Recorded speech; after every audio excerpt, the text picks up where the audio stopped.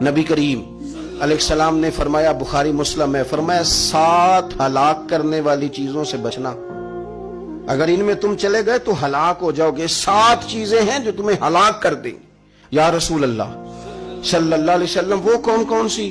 تو حضور نے فرمایا اللہ کے ساتھ شریک نہ کرنا، ہلاک ہو جاؤ گے۔ دوسرا نبی پاک صلی اللہ علیہ وسلم نے فرمایا جادو نہ کرنا، ہلاک ہو جاؤ گے، ہلاک۔ اور یار جسے حضور فرما رہے ہیں ہلاک ہو جائے گا، وہ بچے گا؟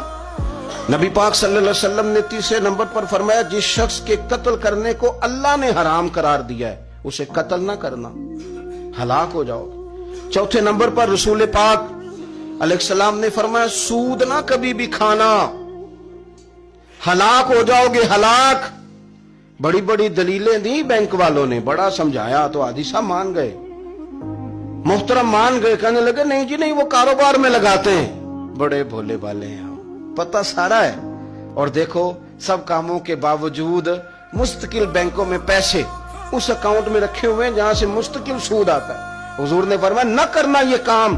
تو کہتے ہیں میں سود پہ پیسے لے کے کاروبار چمکاؤں گا، تیرے نبی پاک نے تو فرمایا تو ہلاک ہو جائے گا۔ تو کہتا ہے میں میل لگاؤں گا، حضور نے تو فرمایا ہلاکت ہے۔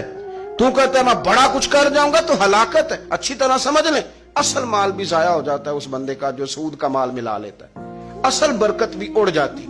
اور میرے نبی پاک صلی اللہ علیہ وسلم نے 5ویں نمبر پہ فرمایا یتیم کا مال نہ کھانا، ہلاک ہو جاؤ گے۔